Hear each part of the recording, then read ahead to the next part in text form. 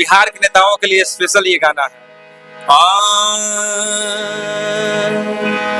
तिरंगा सियार आई है, तिरंगा सियार आई है, उजर पहिन के तिरंगा सियार आई है, तिरंगा सियार आई है, उजर पहिन के लिहा हिसाब चाचा अंगुरी पकीन के, लिहा हिसाब चाचा अंगुरी पकीन के।